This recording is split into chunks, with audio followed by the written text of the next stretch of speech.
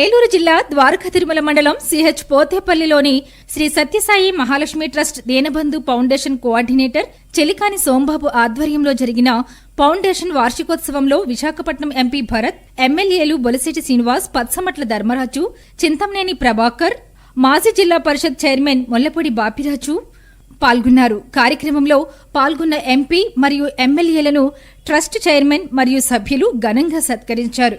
ఈ సందర్భంగా నాయకులు మాట్లాడుతూ సత్యసాయి ట్రస్ట్ ద్వారా ఎన్నో సామాజిక సేవా కార్యక్రమాలు చేపట్టడం అభినందనీయమని, దీనిలో భాగంగానే అనేక గ్రామాలకు మంచినీటి సరఫరా, అన్నదాన కార్యక్రమాలు, ఎంతో మంది నిరుపేదలకు విద్య, వైద్యాన్ని అందించడం వంటి కార్యక్రమాలు చేయటం గొప్ప విషయమని పేర్కొన్నారు. అనంతరం ఎంపీ, ఎమ్మెల్యేలు ద్వారకా తిరుమల చినవెంకన్నను దర్శించి ప్రత్యేక పూజలు నిర్వహించారు. వారికి ఆలయ అర్చకులు శేషవస్త్రాన్ని కప్పి వేద ఆశీర్వచనం పలికి స్వామివారి తీర్థ ప్రసాదాలు అందించారు.